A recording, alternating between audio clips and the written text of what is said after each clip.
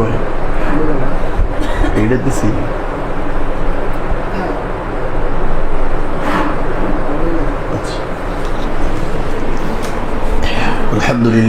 আলহামদুলিল্লাহ রাব্বিল আলামিন والعاقبة للمتقين والصلاة والسلام على رسوله الكريم أما بعد فأعوذ بالله من الشيطان الرجيم بسم الله الرحمن الرحيم يا أيها الذين آمنوا اتقوا الله حق تقاته ولا تموتن إلا وأنتم مسلمون يا أيها الناس اتقوا ربكم الذي خلقكم من نفس واحدة وخلق منها زوجها وبث منهما رجالا كثيرا ونساء واتقوا الله الذي تساءلون به والأرحام إن الله كان عليكم رقيبا يا أيها الذين آمنوا اتقوا الله وقولوا قولا سديدا يصلح لكم أعمالكم ويغفر لكم ذنوبكم ومن يطع الله ورسوله فقد فاز فوزا عظيما أما بعد فإن خير الحديث كتاب الله وخير الهدي هدي محمد صلى الله عليه وسلم وشر الأمور محدثاتها وكل محدثة بدعة وكل بدعة ضلالة وكل ضلالة في النار أعوذ بالله من الشيطان الرجيم بسم الله الرحمن الرحيم ظهر الفساد في البر والبحر بما كسبت أيدي الناس ليذيقهم بعض الذي عملوا لعلهم يرجعون وقال الله تعالى ولنبلونكم بشيء من الخوف والجوع ونقص من الأموال والأنفس والثمرات وبشر الصابرين الذين إذا أصابتهم مصيبة قالوا إنا لله وإنا إليه راجعون الحمد لله যাবতীয় প্রশংসা সেই মহান রব্বুল আলামিনের জন্য যে আল্লাহ রব্বুল আলামিন আমাদেরকে প্রতিকূল সংকটের মধ্য দিয়ে সুস্থ অবস্থায় আল্লাহ রাব্বুল আলামিন আমাদেরকে জুমার মসজিদে আসার তৌফিক দান করেছেন। সেই মহান রব্বুল আলামিনের শুকরিয়া আদায় করে আমরা সকলে বলি আলহামদুলিল্লাহ। দরুদ সালাম বর্ষিত হোক আমাদের মানবতার মুক্তির দূত সাইয়্যিদুল মুরসালিন খাতামুন নবিয়্যিন নবিয়িনা মুহাম্মদুর রাসূলুল্লাহ সাল্লাল্লাহু আলাইহি ওয়াসাল্লামের প্রতি আল্লাহুম্মা সাল্লি আলাইহি আল্লাহুম্মা বারিক আলাইহি। সম্মানিত মুসল্লিবৃন্দ, আজকে আমরা এই জুমা বলবো না, এটা আমরা হালাকা বলি যেহেতু লোক অল্প। এই সংক্ষিপ্ত সময়ে আমরা যে বিষয়টি আপনাদের সামনে নিয়েছি খুবই গুরুত্বপূর্ণ বিষয়, বর্তমান সময়ের সাথে সামঞ্জস্য রেখে মিল রেখে আমরা কিছু কোরআনের আয়াত এবং রাসূলুল্লাহ সাল্লাল্লাহু আলাইহি ওয়াসাল্লামের হাদিস থেকে কিছু হাদিস আমরা আপনাদের সামনে আজকে খুতবায় পেশ করবো ইনশাআল্লাহ।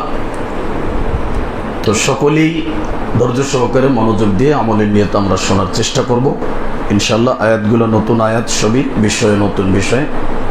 তো বিষয়টি হচ্ছে মানুষের গোনা পাপ ও জলে স্থলে বিপর্যয়। তো কোরআনের দৃষ্টিতে এর কারণ এবং প্রতিকার, মানুষের পাপ, জলে এবং স্থলে বিপর্যয়, যেমন এখন চলতেছে আমাদের বিপর্যয়, তাই না? সামনে যে আর একটা আসবে না এর কোনো গ্যারান্টি আছে? কি আসবে, নবীজি কি বলেছেন হাদিসে, কোরআনে কি বলা হচ্ছে? আগেই বলছি যে কোরআন যখন বলতো যে মানুষের হেদায়েতের জন্য, প্রথমে যখন পড়ছি যে আলিফ লাম মিম যালিকাল কিতাব লা রাইবা ফীহি হুদাল লিল, তো ওই সময় তো বেশি গভীর যায়নি। আবার কোরআন শুরুতে একটা শব্দ নিয়ে এসছে জালিকাল কিতাব, তো যদি কোনো আরবি বোঝানো হয় জালিকাল কিতাব, মানে এটাকে দূরবর্তী কিতাব বোঝায়। আর আরবিতে যদি বোঝানো হয় আপনার গ্রামার অনুযায়ী হাজাল কিতাব হইতো, এ একটি কিতাব, কিন্তু বলছে জালিকাল কিতাব, ওই একটি কিতাব। কেন বলছে? কারণ কোরআনের এই যে যে অর্থ, এটার গভীরতা, এটা এত দূরে, এই জন্য শুরুতেই দূর শব্দ দিয়ে ব্যবহার করছে, জালিকাল কিতাব। বুঝতে পারছেন? হুদাল্লিল মুত্তাকিন কেন বললো ওই সময় বুঝতাম না, কেন বললো এটা মুত্তাকিদের জন্য হেদায়েত। আসলেই কোরআন হেদায়েত। সারা বিশ্বের বর্তমান যা বলেন সবকিছু যদি গভীর গবেষণায় কেউ তুলে ধরতে পারে, তাহলে কোরআনের ভিতরে সব আছে। যদি কেউ বুঝতে পারে কোরআন থেকে, যেমন আমাদের একজন শায়েখ আছে, কাজী মুফতি কাজী ইব্রাহিম সাহেব, ওনার জ্ঞানের গভীরতা অনেক, উনি কিন্তু কোরআন থেকেই তুলে ধরে প্রায় গবেষণা করে। তো এইভাবে যদি কেউ কোরআন নিয়ে গবেষণা করে, সে বর্তমান বিশ্ব বলেন যা বলেন সব কিছু সে কোথা থেকে বের করতে পারবে? কোরআন থেকে। তবে জ্ঞান তার লাগবে। যার জ্ঞান নেই সে তো বের করতে পারবে না। যে মূর্খ সে বের করবে কেন? সে তো সূরা ফাতিহার অর্থই বুঝবে না। তো মানুষের পাপ এবং জলে স্থলে, জল কোনটা বুঝি? পানিতে, তাই না? বন্যা হয়, সাইক্লোন হয়, জলোচ্ছ্বাস হয়, এই যেগুলো আর কি। আর স্থলের বিপর্যয় যেটা আমরা বুঝি কি? অনাবৃষ্টি, খরা, ফসল হয় না, বরকত শূন্য, সংকট, খাদ্যর অভাব, দুর্ভিক্ষ, মহামারী, বিভিন্ন প্লেগ, রোগ, ব্যাধি, টেনশন, প্রেশানি, ডিপ্রেশন, মানুষের হতাশা, চিন্তা, সবকিছু। স্থলের যে বিপর্যয়গুলো, যে বিপর্যয়, যেমন একটা গাছে ঘুণ লাগলে, পোকা হলে গাছটা খেয়ে খেয়ে খেয়ে খেয়ে শেষ করে দেয়, মানুষের ভিতরও টেনশন টেনশন প্রেশানি চিন্তা ঢুকলে, ওই ঘুণটা ঢুকলে মানুষকে এক সময় কি করে দেয়? খড়ে খড়ে খড়ে খড়ে করে শেষ করে কবরে ডুবিয়ে দেয়।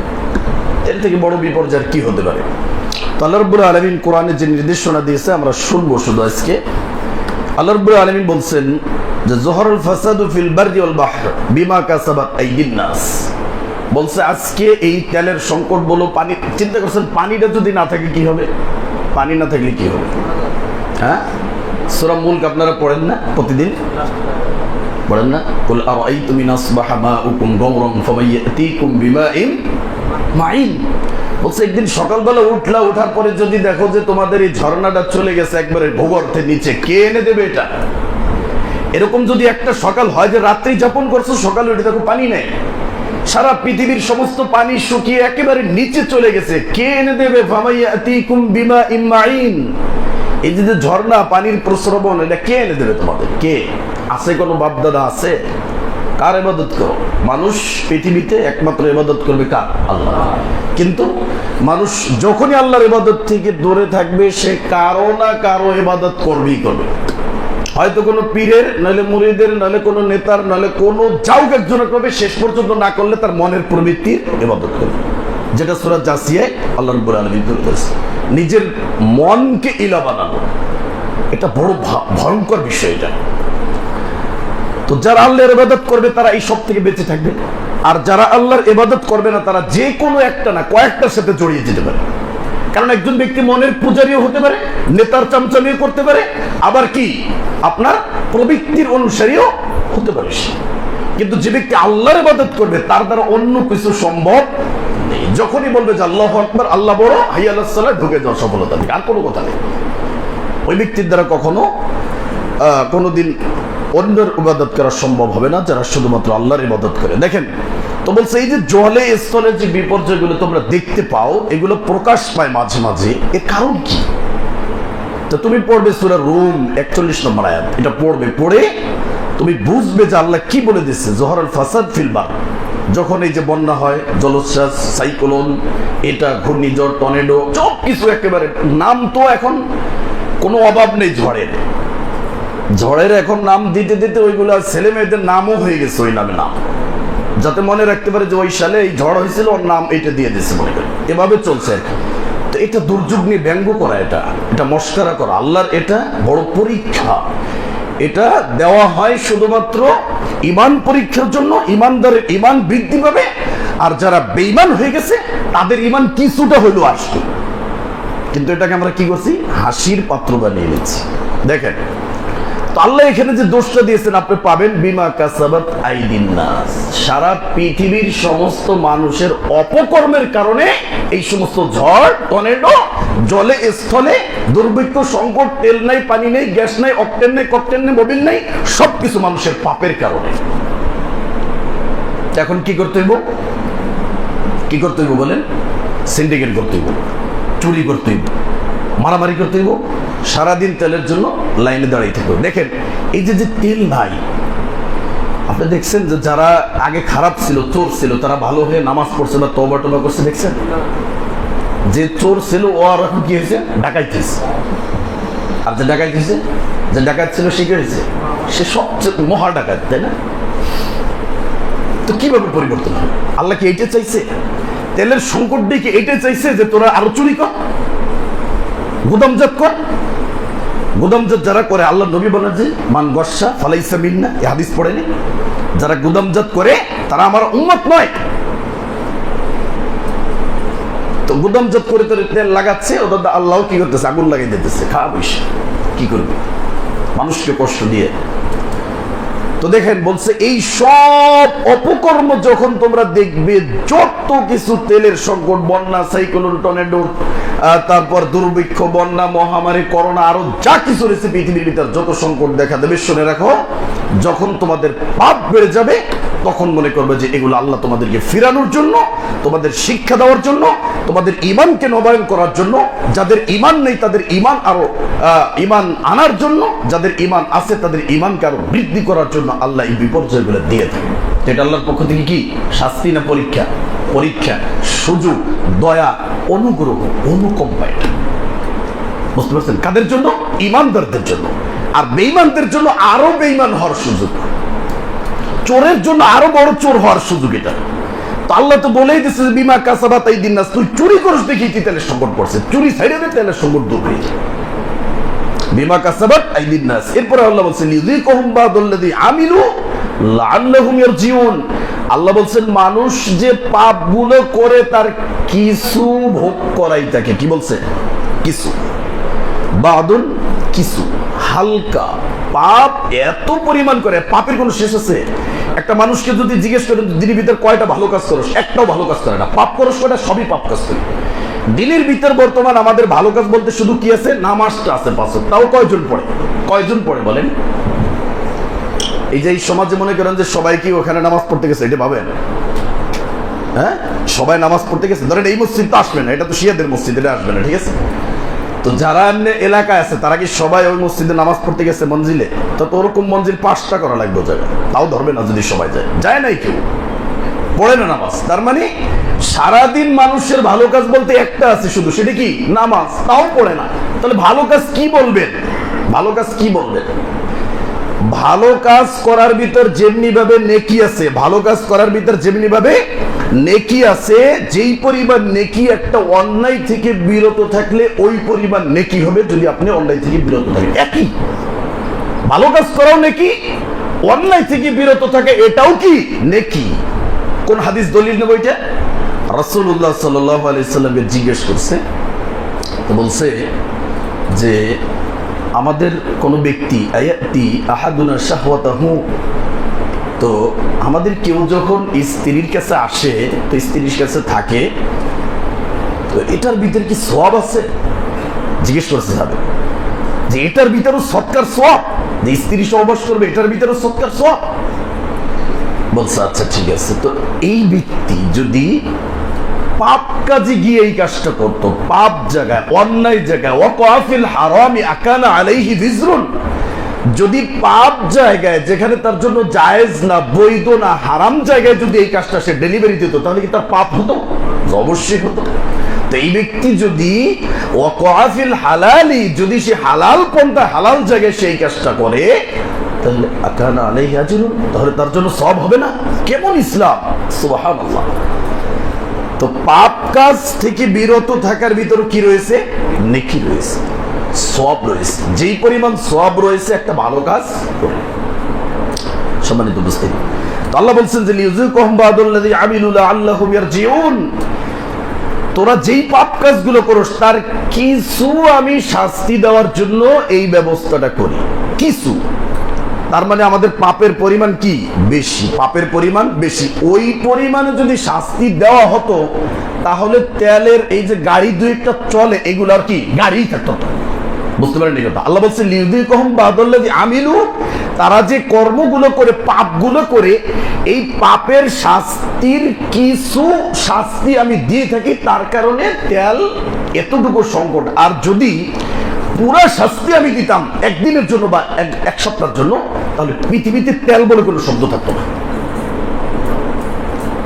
তো এর মানে কি এখান থেকে শিক্ষা নিয়ে ফিরে আসতে হবে। লাআল্লাহুম ইয়ারজিউন, এই কথাটা আমি বলিনি, আল্লাহই বলে দিয়েছে আয়াতে এসেছে লাআল্লাহুম ইয়ারজিউন, যাতে করে তোমরা ওই সমস্ত পাপ থেকে ফিরে তাওবার দরজায় চলে আসো, তাওবার দরজায় চলে আসো, ফিরে আসো। সম্মানিত উপস্থিতি, এটা পাপ সম্পর্কে আমরা 2-3টা হাদিস বলি। আবু হুরায়রা থেকে বর্ণিত হাদিসটি, তিনি বলেন যে ইন্নাল মুমিন, দেখেন কি বলছে, ইন্নাল মুমিন ইযা আযনাবা কানাত নুকতাতুন সাওদাউ ফিল কলবি, একজন মুমিন যখন পাপ কাজ করে তখন তার হৃদয়ে কালো দাগ পড়ে যায়। কি দাগ পড়ে যায়? কালো দাগ পড়ে যায়। ফাইনতাবা ওয়াস্তাগফারা সুকিলা কলবু, যখন সে তাওবা করে, ইস্তেগফার করে, তার অন্তরটা পরিষ্কার হয়ে যায়। কয়টা শব্দ বলছে? 2টা। একটা বলছে তাওবা আর একটা ইস্তেগফার। তাওবা ইস্তেগফার, তাওবা মানে আমি ওই কাজ আর জীবনে করব না, ফিরে আসবো। আর ইস্তেগফার মানে আল্লাহর কাছে অনুতপ্ত হয়ে, লজ্জিত হয়ে আমি ওই কাজটার জন্য নত স্বীকার করবো, আমার অন্যায় থেকে স্বীকার করবো। আল্লাহ 2টা জিনিসকে পছন্দ। তো যত বড় বিপদ, বিপর্যয়, টর্নেডো, সাইক্লোন, যাই কিছু দেখা দেবে, আল্লাহ চাই কি? ফিরে আসো পাপ থেকে, তওবা করো, সব মাফ করে দেবো। ইউনূস আলাইহিস সালামের কওমকে আল্লাহ বলছে ফালাউলা কানাত ক্বরিয়াতুন আমানাত ফানাফাহা ঈমানুহা ইল্লা কওমা ইউনুস লাম্মা আমানু কাশাফনা আনহুমুল আযাব। বলছে ইউনূসের কওমের মতো একটা কওম কেন পৃথিবীর বুকে এখন হয় না, যারা ইউনূস নবী শাস্তির জন্য দোয়া করার পরে তারা নির্জনে যে আল্লাহর কাছে তওবা করে ফিরে আসছে, ইউনূস নবী খবর শুনতে পেল তাদের উপর থেকে শাস্তি আল্লাহ উঠিয়ে দিয়েছে। কেন? লাম্মা আমানু, তারা ঈমান আনছে এই জন্য। আর ঈমান মানে পাপ থেকে ফিরে আসা, তওবা করা, ইস্তেগফার। আল্লাহ বলতেছেন যে কেন এরকম একটা জাতি হয় না। তো সেই কোরআনের আয়াত এখনো কোরআনে বিদ্যমান রয়েছে। আমরাও যদি কোনো সংকটে পড়ি, বিপদে পড়ি, পাপ থেকে ফিরে আসি, আল্লাহ কি সেরকম আমাদেরকে করে দিবে না? আমাদের নবী নাই, কিন্তু আমরা যদি সেই নবীকে ঈদে যদি আমরা দোয়া করি যে না আমাদের নবী নাই, কিন্তু আমাদের জন্য কোরআন রেখে গেছে, হাদিস রেখে গেছে, কোরআনে কিভাবে বলছে, হাদিসে কিভাবে বলছে, আমিও যদি সেভাবে মেনে চলি, তাহলে আমি কি সঠিক দিশা পাবো না? অবশ্যই পাবো, পেতেই হবে আমাকে। দেখেন বলছেন যে তারপরে বলছে ওয়া ইন যাদা যাদাত হাত্তা তা'লু কলবা, বলছেন যদি এই ব্যক্তি তওবা না করে পাপ করতেই থাকে, পাপ করতে করতে করতে একসময় তার অন্তরটা কালো হয়ে যায়। ফাযালিকুমুর রান আল্লাযী যাকারা ফিল কোরআন, আর এই যে মরিচা পড়ে যায়, এই মরিচাটা কোরআনে তুলে ধরছে আল্লাহ। কি বলছে? কাল্লা বাল রানা আলা কুলুবিহিম মা কানু ইয়াকসিবুন, মানুষের পাপের কারণে মানুষের অন্তরটায় মরিচা পড়ে যায়, মরিচা পড়ে যায়, জং লেগে যায়। যেটা আমরা দাও, কুড়াল বা কাঁচি, যে এই জাতীয় জিনিস দেখি, যে একটা দা যদি ওইভাবে ফেলে রাখেন বৃষ্টির ভিতর বাহিরে, মরিচা পড়তে পড়তে পড়তে পড়তে এক সময়টা কি অকেজ হয়ে বাতিল হয়ে যাবে ওটার কাজ। কিন্তু যদি ওইটা আপনি কামারের কাছে নিয়ে একটু ঝালাই করেন, ঠিক করেন, বাড়ি বড়ি আনেন, তাহলে সেটা দিয়ে কাজ করা যাবে কিছুদিন, কিন্তু ওই কাজ আর হবে না। একজন মানুষ পাপ করলে, তওবা করলে, ফিরে আসলে ঠিক আছে, কিন্তু একজন মানুষ একেবারে কিছুই করে নাই, একবারে নির্দোষ, তারপরে পাপ থেকে সে দূরে থাকে, ওই ব্যক্তি আর এই ব্যক্তি অবশ্যই আলাদা হবে, তাই না? যে ব্যক্তি বিনা হিসেবে জান্নাতে চলে গেছে আর যে ব্যক্তি শাস্তি পাওয়ার পরে জান্নাতে গেছে, একটু আলাদা হবে না? অবশ্যই হবে এটা। দেখেন তারপর আরেকটা হাদিস আমরা পড়ি পাপ সম্পর্কে। আনাস রাদিয়াল্লাহু তাআলা আনহু হতে বর্ণিত, তিনি বলেন যে ইন্নাকুম লাতা'মালুনা আমালান হিয়া আদুক্কু ফি আইনুকুম মিনাশ শা'r। আল্লাহর নবী বলছেন যে এমন একটা সময় আসবে যে মানুষ পাপ কাজ করবে, বলছে হিয়া আদুক্কু ফি আইনুকুম মিনাশ শা'r, বলছে চুল পরিমাণ সেটাকে পাপ মনে করবে না। আসছে না আসে না সেই সময় পাপ মনে করে? একজন মানুষ দিনের ভিতর 50টা পাপ করতেছে, অথচ নেকির কাজ মাত্র একটা, কি? নামাজ, তাও পড়ে না, তাও পড়ে না। তো সে কি ভালো কাজ করতেছে? তো বলছে এমন একটা সময় আসবে তোমাদের কাছে যে সময় পাপকে তোমরা চুল পরিমাণও মনে করবে না যেটা পাপ। আর আনাস বলতেছেন ইন কুননা নাউদ্দুহা আলা আহদিন নবী সাল্লাল্লাহু আলাইহি ওয়াসাল্লাম মিনাল মুবিকাত, আর এই পাপগুলোকে যেগুলোকে তোমরা এখন তুচ্ছ মনে করো, সাধারণ জ্ঞান মনে করো, চুল পরিমাণ মনে করো, এটাকেই আমরা রাসূলের যুগে ধ্বংসাত্মক পাপ মনে করতাম, কাবিরা গুনাহ মনে করতাম, যেগুলো করলে জাহান্নাম নির্ধারিত হয়ে যায়। আর সেই পাপগুলোকেই তোমরা বর্তমান কি মনে করো?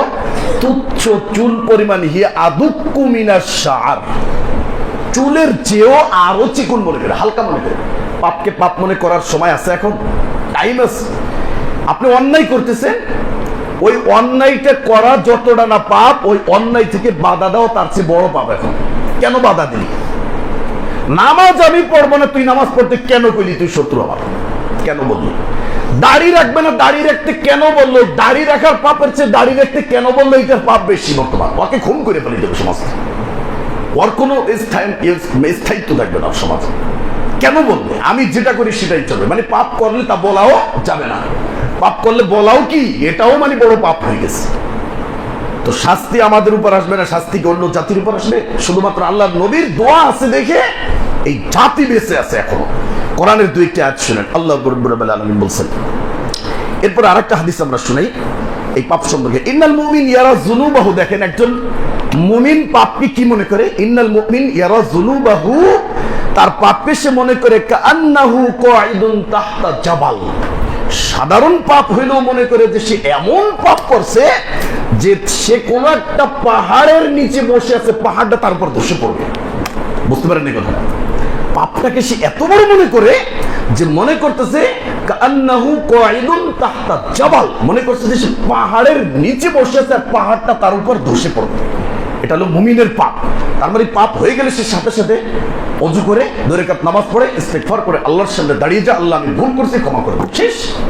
আর একজন পাপী সে পাপ কাজ করতেই থাকে, সে কি বলছে দেখেন, তার সম্পর্কে বলা হয়েছে ইয়ারা ওয়া ইন্নাল ফাজির ইয়ারা যুনুবাহু কাযুবাবিন, তার পাপটাকে একটা মশা মাছির মতো মনে করে, মশা মাছির মতো মনে করে। মাররা আলা আনফি, মশা মাছি নাকে পড়লে যেভাবে এইভাবে উড়ে যায়, পাপটাকে কিছু মনেই করে না। এই কয়েকটা হাদিস আমরা পাপ সম্পর্কে বললাম। এরপর দেখেন আল্লাহ বলছেন ওমা আসাবাকুম মুসিবাহ, তোমাদের যে কোনো বিপদ তোমাদের কাছে পৌঁছে, যে কোনো বিপদ তোমাদের কাছে আসে, ফাবিমা কাসাবাত আইদিকুম, এটা তোমাদের পাপের ফসল, পাপের অর্জন, আর কিছু না। তাহলে যে কোনো বিপদ আমার কাছে আসতেছে এটা কিসের কারণে? পাপের কারণে, তাও তোমাদের পাপ, নিজেদের পাপ। ওয়ায়াফু আন কাসীর, শুনে রাখো তোমরা যে পাপ করো সেই পাপের শাস্তি যদি আমি দেই তাহলে তোমরা পৃথিবীতে টিকে থাকতে পারবে না, কিন্তু আমি তোমাদের অধিকাংশ পাপকে ক্ষমা করে দিই। আল্লাহ রাব্বুল আলামিন আরেকটা আয়াতে বলছেন কুল্লু নাফসিন বিমা কাসাবাত রহিনা, প্রত্যেক ব্যক্তি তার নিজের পাপের কারণে সে দায়বদ্ধ থাকবে। দায়বদ্ধ মানে আমি যদি মোবাইলটা আপনার কাছে বন্ধক রাখি তাহলে এটা আমি ব্যবহার করতে পারবো না। কিসের বিনিময়ে বন্ধক রাখছি এটা না দেওয়া পর্যন্ত আর কি এটা আমার ব্যবহার করার এখতিয়ার নাই। তাহলে একজন মানুষ পাপের কারণে সে দায়বদ্ধ হয়ে যায়, ওই পাপটা যতদিন পর্যন্ত সে খালাস করতে না পারবে, মিটাইতে না পারবে, ততদিন পর্যন্ত তার জান্নাতে যাওয়া কি বাধা হয়ে যায়। এই পাপ তার জন্য বাধা হয়ে যায়, এই পাপের কারণে সে বিচারের মাঠে দায়বদ্ধ হয়ে যাবে। আরেক জায়গায় আসছে সূরা তুরের ভিতর কুল্লুম ইন বিমা কাসাবা রহিন, প্রত্যেক ব্যক্তি তার পাপের কারণে সে দায়বদ্ধ হয়ে দাঁড়িয়ে থাকে, পাপের কারণে। সেদিন বুঝতে পারবে যে কি অবস্থা হয়। এরপর আল্লাহ রাব্বুল আলামিন বলছেন সূরা ফাতির 45 নম্বর আয়াত, এটা ভালোভাবে শুনবেন সবাই। আল্লাহ বলছেন যে ওয়ালাউ ইয়াকিদুল্লাহুন নাস বিমা কাসাবু, কত কঠিন আয়াত, ভয়ঙ্কর আয়াত। এগুলো মানুষ পড়েও না, দেখেও না, গবেষণা করো না, জানেও না এগুলো। তো বলছে মানুষকে যদি আল্লাহ তাদের পাপের কারণে ধরতেন, শাস্তি দিতেন, মা তারাকা আলা যহরিহা মিন দাব্বা, আসমানের নিচে জমিনের উপরে একটা পশু প্রাণী পর্যন্ত থাকতো না, ছেড়ে দিত। বুঝতে পারেন এই কথা? তো পাপ করছে কে? মানুষ। আল্লাহ বলছেন যে পশু প্রাণী পর্যন্ত রাখতাম না। তার মানে কি বুঝলেন এখন? পাপ করছে কে? মানুষ। পাপ করছে আপনি, আমি পাপ করছি। আর আল্লাহ এখানে শাস্তির কথাটা বললেন যে আসমানের নিচে জমিনের উপরে একটা পশু প্রাণীকে আমি ছেড়ে দিতাম না যদি আমি শাস্তি দিতাম। পাপ করে কে? মানুষ। তো মানুষের পাপের কারণে পশু প্রাণী গাছপালা বা প্রাকৃতিক যত যে জিনিসগুলো আছে তাদের উপর কি আসে? শাস্তি আসে। মানুষে ভালো কাজ করলে এদের উপর একটা প্রভাব পড়ে, মানুষে খারাপ কাজ করলে এদের উপর একটা কি পড়ে? ইফেক্ট পড়ে। বুঝতে পারছেন কথা? তার মানে গাছ থেকে আমি আগেই বলছি যে ফল হয় না, জমিনে ধান হয় না, জমিনে ইঁদুর লাগে, যত কিছু যা কিছু সমস্যা আমরা দেখতে পাই এগুলো মানুষের কি? পাপের কারণে। কিসের কারণে? পাপের কারণে। পাপের কারণে সমাজ থেকে সমস্ত কল্যাণ চলে যায়, পরিবার থেকে কল্যাণ চলে যায়, জমি থেকে কল্যাণ চলে যায়। যেই বছর আপনার আম হতো আম হয় না, পোকা লাগে, ফুল পড়ে যায়, এটা হয় ওটা হয়, সব কিছু মানুষের কিসের কারণে? পাপের কারণে। সে পাপ আপনিও করতে পারেন, আপনার বাহিরের কেউ করতে পারে, সামাজিকভাবে করতে পারে, রাষ্ট্রীয়ভাবে করতে পারে, ব্যক্তিগত যে কোনো ভাবে সে পাপ হোক না কেন, পাপের কারণে, মানুষের পাপের কারণে এই সমস্ত নিয়ামত থেকে বরকত কি হয়? চলে যায়, শূন্য হয়ে যায়। আর আমরা গেলে কাকে? কপালকে। কপাল খারাপ এবছর, এত কষ্ট করে এইটা করলাম ওইটা করলাম, কিছুই হলো না, সব শেষ। আসল ভুল কোথায়? তার নিজের, সে নামাজ পড়ে না, নামাজ না পড়ে সে ওটা করতেছে। সে নামাজে যদি ফিরে আসতো, তাওবা করতো, তার জমিনের ধান আল্লাহ সুন্দর করে দিবে। নামাজও পড়ে না, তার ইমানের ভিতর সবুজ শ্যামল নেই, তার ক্ষেতের ভিতরে সবুজ শ্যামল নেই, তার ইমানে মরিচা লেগে গেছে, তার ইমানে হলুদ পিণ্ড চলে আসছে, তার ক্ষেতের ভিতরে আল্লাহ তাআলা কি করে দিয়েছেন? ক্ষেতকে নষ্ট করে দিয়েছে। ইমান নষ্ট হয়ে গেছে, ক্ষেত নষ্ট হয়ে গেছে। ঠিক করতে হবে কোনটা? ইমান। এর জন্য আল্লাহ বলছেন, শুনে রাখো, তুমি কি মনে করো যে পাপ করো আমি দেখি না, তাই না? আমি পাপের শাস্তি দেই না তো। যদি দিতাম তাহলে তুমি কেন চান্দু তোমার এই আসমান জমিনের নিচে কোনো একটা পশু প্রাণী পর্যন্ত থাকতো না, কোনো গাছপালা আমি রাখতাম না। শাস্তি তো আমি দেই না তো। আমি তো দেই না, এটাই আমার পাওয়ার। আমি দিতে পারি কিন্তু দেই না, এটা আমার ক্ষমতা। আমি রব, আমি দেই না, আমি তোমাকে সুযোগ দেই, কিন্তু যেদিন দিব এটা সামান্য কিছুদিনের জন্য আমি বিলম্ব রাখছি। যেই দিন এটা আমি শুরু করব সেই দিন একটা ব্যক্তি কথা বলতে পারবে না। তার ভিতরে একদল থাকবে সৌভাগ্যশালী, একদল থাকবে দুর্ভাগা।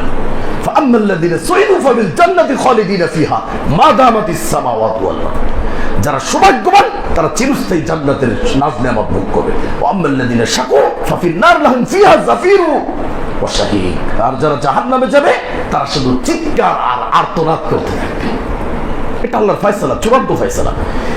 এরপরে আল্লাহ বলছেন, শুনে রাখো, ওয়ালাকি ইউআখিরুহুম ইলা আজালিন মুসাম্মা। আর আমি এই শাস্তিটাকে শুধুমাত্র নির্দিষ্ট একটা সময় পর্যন্ত কি রাখি? বিলম্ব রাখি, শুধু একটা নির্দিষ্ট সময় পর্যন্ত।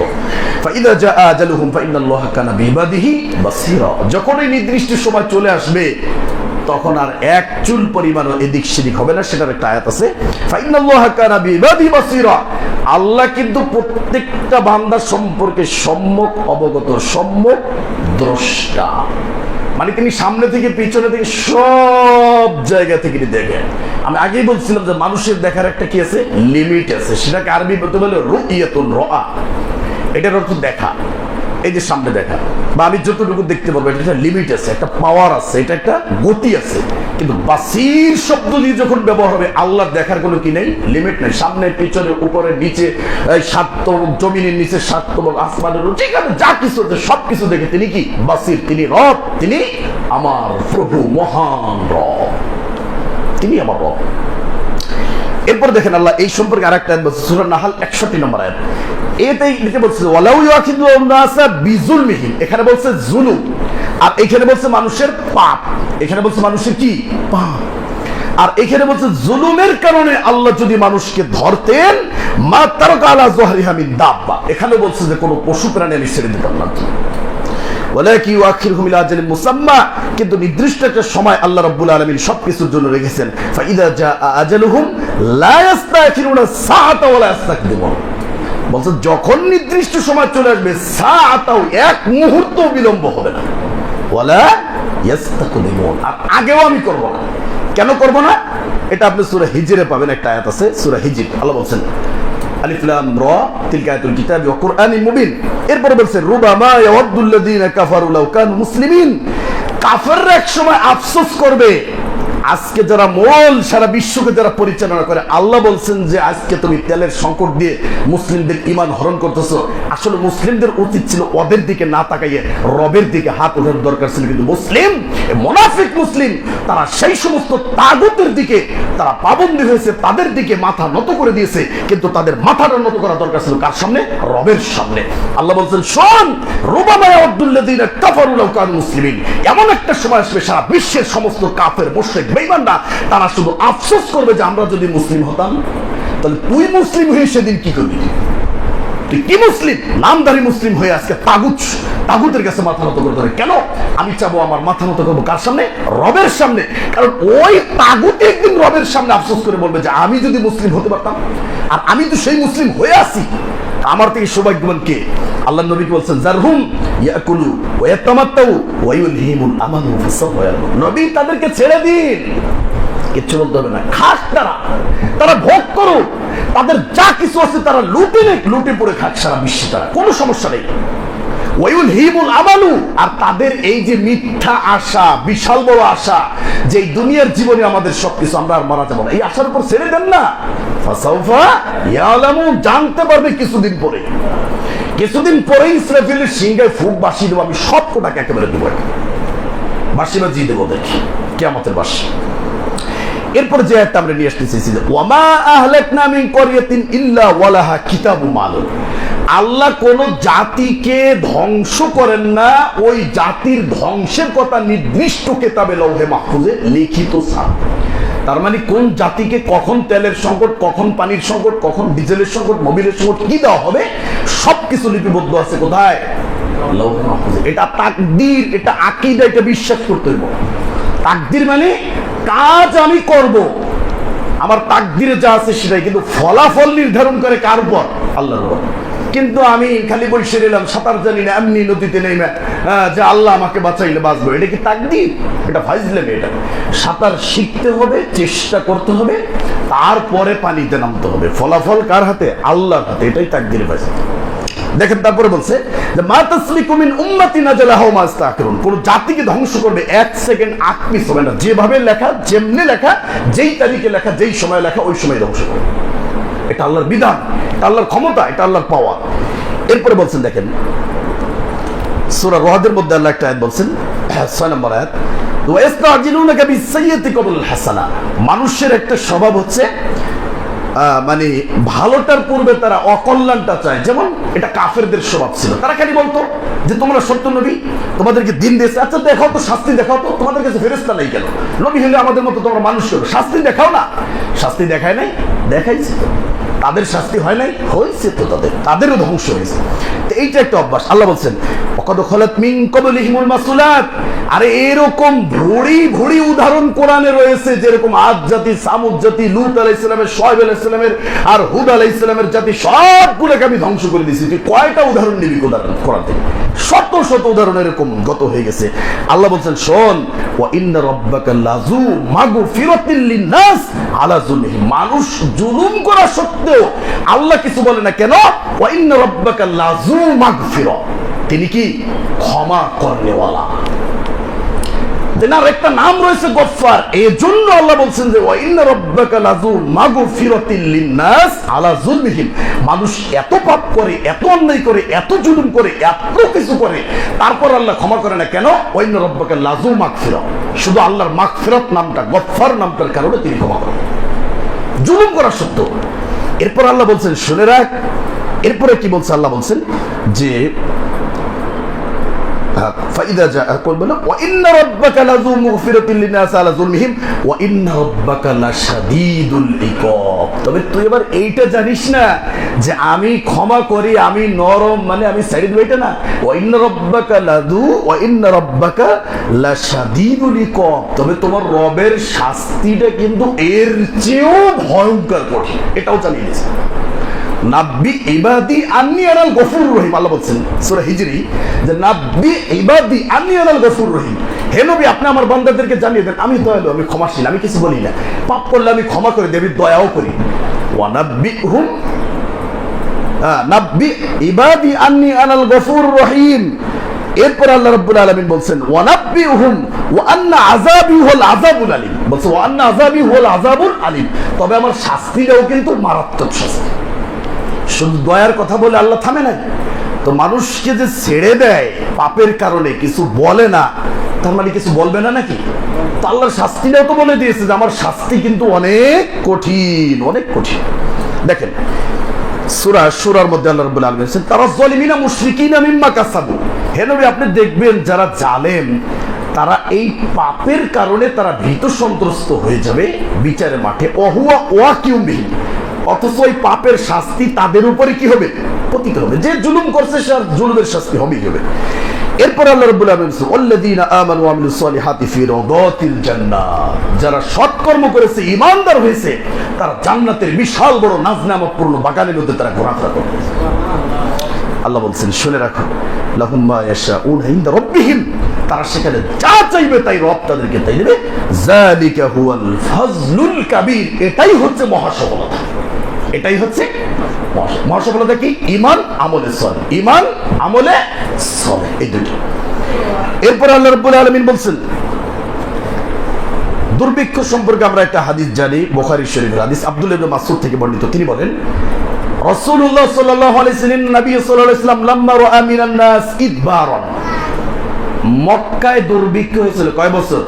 7 বছর বলে আর কি, কিন্তু নির্দিষ্ট কোনো কি নাই, প্রমাণ নাই। ওই যে কেন বলে সেটা হাদিসের ভিতর বলবো, কিন্তু এই দুর্ভিক্ষটা দীর্ঘ হয়েছিল, দীর্ঘস্থায়ী লাভ করেছিল, অনেক দিন হয়েছিল। 7 বছর কেন বলে সেটাও হাদিস থেকে বলবো। আব্দুল্লাহ ইবনে মাসউদ তিনি বলেন যে ইন্না নবী সাল্লাল্লাহু আলাইহি ওয়াসাল্লাম লাম্মা রাআ মিনান নাস ইদবারান, লাম্মা রাআন নাস ইদবারান, যখন আল্লাহ নবী দেখলো যে তার দাওয়াতটা মানে নবুয়ত প্রাপ্তির কিছুদিন পরে এই ঘটনা মক্কায়, তো নবীজির দাওয়াতকে তারা অস্বীকার করতেছে, তারা প্রত্যাখ্যান করতেছে, তাকে নিয়ে হাসাহাসি করতেছে, তাকে বিভিন্ন লকব দিচ্ছে, তাই না? এরকম অবস্থা যখন হলো, মানুষ যখন দিন থেকে ফিরে গেল, মানুষ যখন ইসলাম থেকে বিমুখ হয়ে গেল, মানুষ যখন নবীকে অস্বীকার করলো, তখন তিনি বলেন আল্লাহুম্মা সাবউন কা সাবঈ ইউসুফ, হে আল্লাহ তুমি এই মক্কার মুশরিক কাফেরদের উপর ইউসুফ আলাইহিস সালামের সময় যেভাবে তুমি 7 বছর দুর্ভিক্ষ দিয়ে তুমি তাদেরকে কষ্ট দিয়েছিলে, এই মক্কার কাফের মুশরিক বেঈমানদেরকে তুমি 7 বছরের দুর্ভিক্ষ দিয়ে তুমি বুঝিয়ে দাও তাদেরকে। আল্লাহর নবীর দোয়া কি মিস হবে? আল্লাহর নবী যে বদদোয়া করেছে এটা কি মিস হতে পারে? না, পারে না। তারপরে বলা হচ্ছে ফাখাদাতহুম সানাতুন ফাহাসাত কুল্লা শাই, এমন দুর্ভিক্ষ মক্কায় দেখা দিল, সব কিছু ধ্বংস হয়ে গেল। হাসাত কুল্লা শাই, কর্তৃত ফসল, ধান কাইটা যেভাবে ফেলাই রাখে না, ধান কাইটা বলছে যে সব কিছু এভাবে ধ্বংস করে দিয়েছে মক্কায়। এই যে সৌদি রাসূল সাল্লাল্লাহু আলাইহি ওয়াসাল্লাম আসেনের সময়, আসেন নবুয়ত প্রাপ্তি হয়েছেন তার কিছুদিন পরে, জীবিত আছেন রাসূল, মক্কায় তার দাওয়াত চলতেছে, এই অবস্থায় দুর্ভিক্ষ দিয়েছে, আল্লাহর কাছে দোয়া করতে বাধ্য হয়েছে, মানুষ এত পরিমাণ দিন থেকে বিমুখ হয়ে গেছে। এখন যে একটা সময় চলতেছে, এখনের জন্য সেই দোয়াটা একেবারে আবশ্যক হয়ে গেছে না? কথা বুঝেন নাই? এখন যেভাবে মানুষ দিন থেকে বঞ্চিত, আর দিনকে যেভাবে সে মনে করে, আসলে এইভাবে মনে করা ঠিক আছে? সে কি সে কষ্টের ইসলাম পেয়েছে? পায় নাই। সে সুন্দর একটা ইসলাম পেয়েছে, সুন্দর একটা পরিবার পেয়েছে, সুন্দর একটা সমাজ পেয়েছে, সে মুসলিম হিসেবে জন্মগ্রহণ করেছে, সে কোরআন পেয়েছে, সে সুন্নাহ পেয়েছে, তারপরেও সে মসজিদে আসতে পারে না।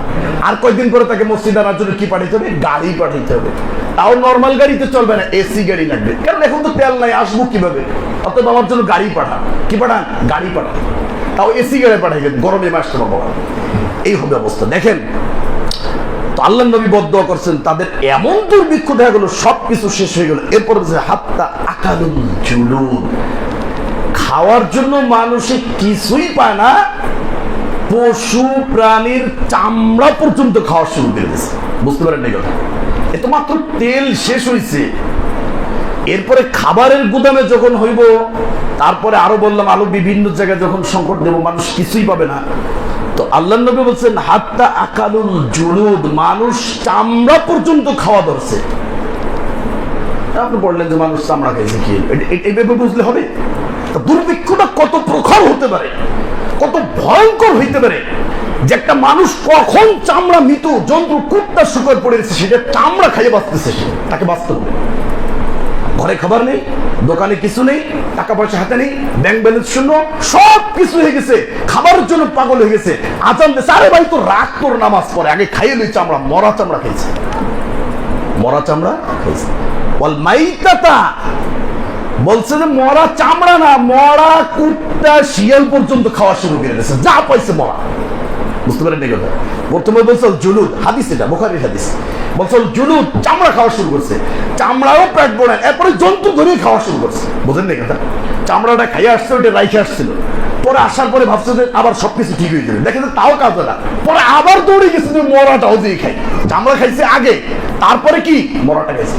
উচিত ছিল মরাটা আগে খাওয়া, পরে দিয়ে চামড়া খাওয়া, কিন্তু আল্লাহ দেখেন কিভাবেই করছে, যে আগে চামড়াটা খাই দেখ ঠিক হয় নাকি, ইমান আনে না, পরে বলছে মরাটাও দিয়ে খা। মরাটা খাওয়ার পরে এখন বলছে জিয়াফা, এরপরে ওইখানে যে দুর্গন্ধ লেগেছিল ওইটাও চাইতে খাওয়াইছে আল্লাহ। আল্লাহ, কি দুর্ভিক্ষ! রাসূল সাল্লাল্লাহু আলাইহি ওয়াসাল্লাম জীবিত আছে মক্কায়। এই মক্কায়, মক্কা সম্পর্কে একটা আয়াত বলবো, শুনেন কি আয়াত, এটা বলবো একটু পরে। এই মক্কায় রাসূল সাল্লাল্লাহু আলাইহি ওয়াসাল্লাম জীবিত থাকা অবস্থায় তার নবুয়তের পরে, তার নবুয়তের পরে কোরআন থাকা সত্ত্বে নবীর মতো একজন নিয়ামত রাহমাতুল লিল আলামিন জীবিত, সেই অবস্থায় যদি ওই দুর্ভিক্ষ হতে পারে, নবী জীবিত থাকা অবস্থায় কোরআন থাকা সত্ত্বে, ইসলাম থাকা সত্ত্বে, মক্কার মতো পবিত্র জায়গায়, বরকতময় জায়গায়, তাহলে সেই নবী এখন জীবিত নাই।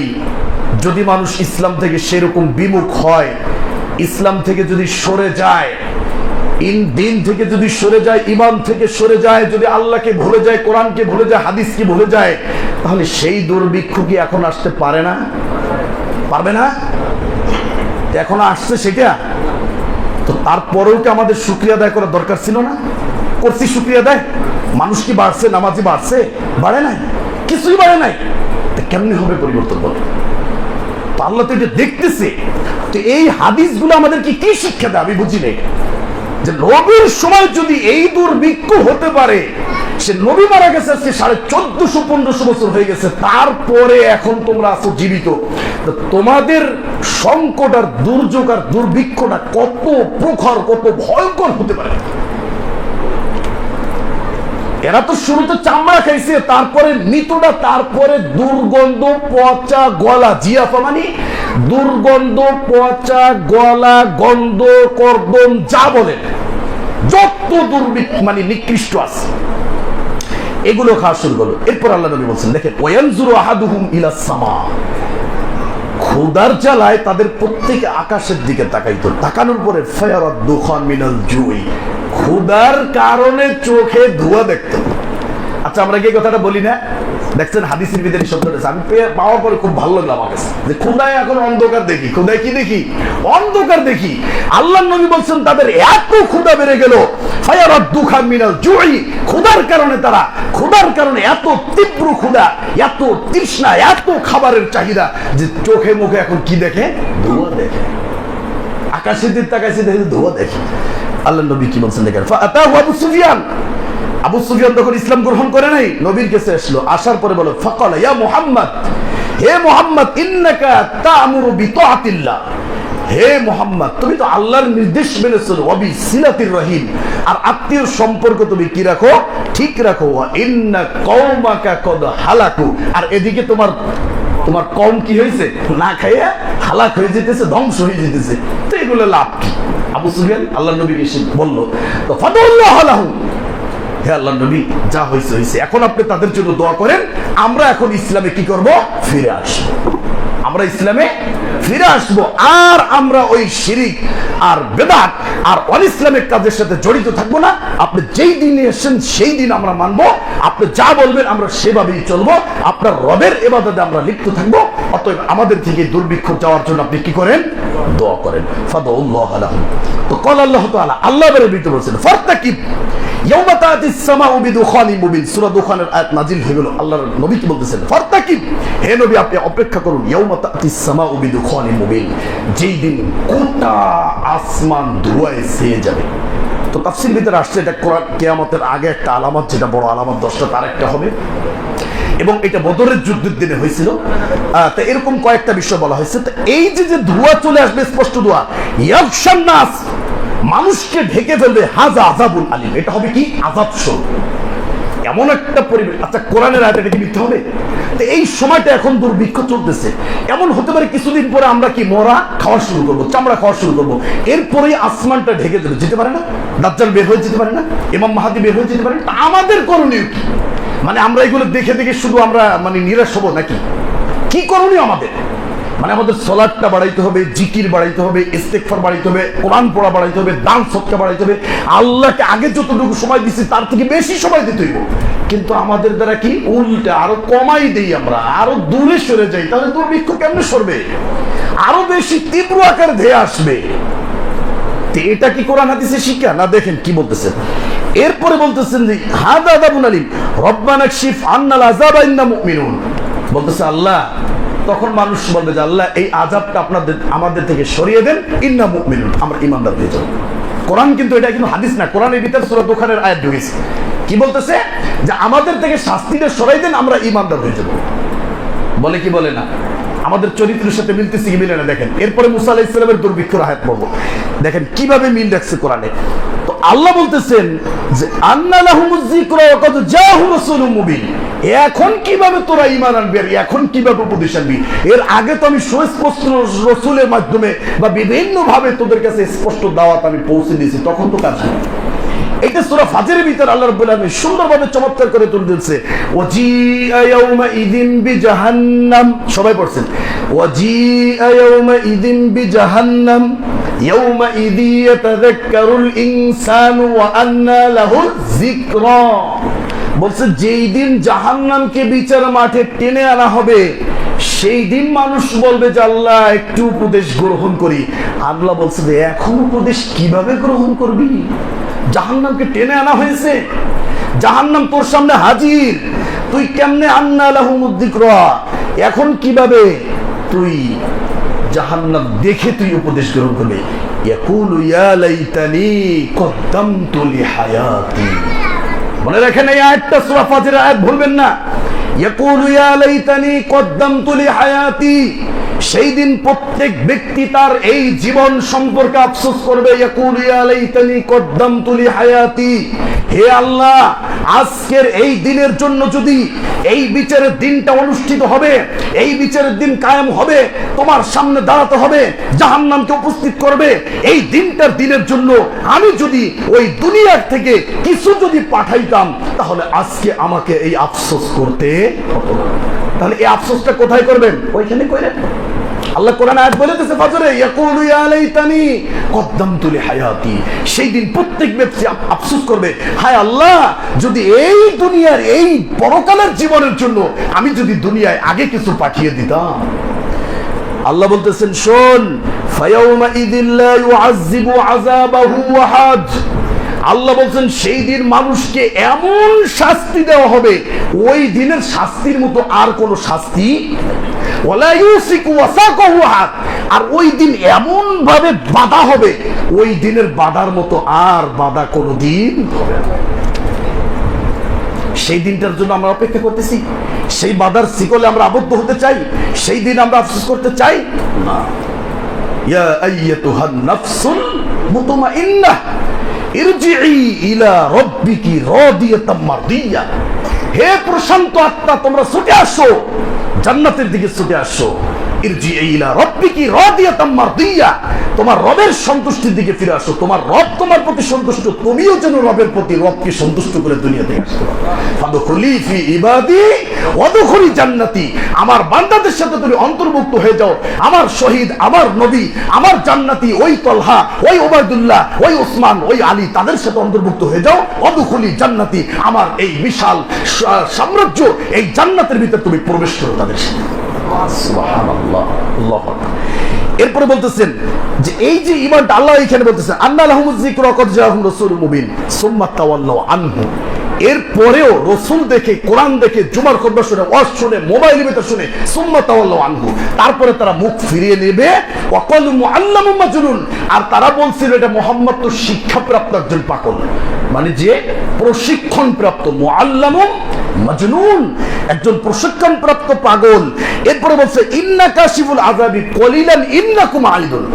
আল্লাহ বলছেন শোন, আমি যদিও এই শাস্তিটা কিছুদিনের জন্য সরিয়ে নেই, তোরা আবার ঠিক তাই করবি। কে বলছে? আল্লাহ। বাস্তব চরিত্র এখানে মানুষের।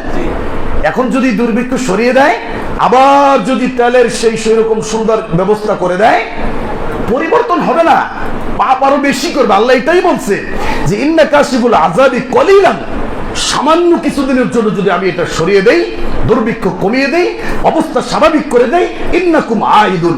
শুনে রাখ দুনিয়ার মোড়েলেরা, দুনিয়ার পাপিষ্ঠরা, দুনিয়ার বেঈমানরা, কুফফার কাফেররা, তোরা শুনে রাখ, তোরা আবার সেই কাজটাই করবি। তোরা প্রত্যেকবার আমার সাথে বেঈমানি করবি, ঈমান তোরা নিয়ে আসতে পারবি না। তোদেরও যে অবস্থা হবে, মক্কার কাফেরদের যে অবস্থা হয়েছিল, দুর্ভিক্ষ হয়েছিল, তোদেরও সেই একই অবস্থা হবে। আল্লাহ বলছেন ইয়াউমা নাবতিশুল বাতশাতাল কুবরা ইন্না মুনতাকিমুন। যেই দিন আল্লাহ প্রবলভাবে পাকড়াও করবে, ইন্না মুনতাকিমুন, সেই দিন আল্লাহ প্রতিশোধ গ্রহণকারী হয়ে যাবে। প্রবল যেদিন পাকড়াও করবে, প্রবল ভাবে যেদিন পাকড়াও করবে, সেই দিন আল্লাহর হাত থেকে কেউ বাঁচতে পারবে না। ইন্না মুনতাকিমুন, আল্লাহ বলছেন আমি সেই দিন প্রতিশোধ নিয়েই ছাড়বো। কি নেবে? প্রতিশোধ। প্রতিশোধ বুঝছেন? আল্লাহ তো শাস্তি দিলে পারতো, আল্লাহ বলছেন প্রতিশোধ নেব আমি। তার মানে তোকে দুনিয়াতে এত সুযোগ দিছি, এত সুযোগ দিছি, এত দুর্যোগ দিছি, এত দুর্ভিক্ষ দিছি, সংকট দিয়ে বুঝিয়েছি, কোরআন দিয়ে বুঝিয়েছি, হাদিস দিয়ে বুঝিয়েছি, বুঝিস নাই তুই, এবার তোর প্রতিশোধ নেব আমি, আমরা তুলে ফেলবো। তো মক্কা সম্পর্কে একটা দরাবাল্লাহু, এটা পাবেন আপনি সূরা নাহলের মধ্যে আছে এটা।